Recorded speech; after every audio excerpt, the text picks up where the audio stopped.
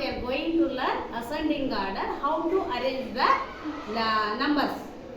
See here 3 numbers is there. Okay, what is this number? 9. What is this number? 1. What is this number? 6. Here mixed number is there here. How is there? Mixed is there. Now I will arrange ascending order. Ascending order means what?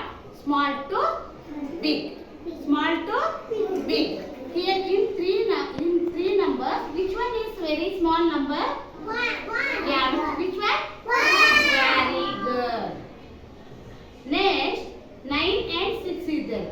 In these two numbers, which one is a small number? 9. Which number? 9 or 6? 6. See here children, here 9 is there, here 6 is there.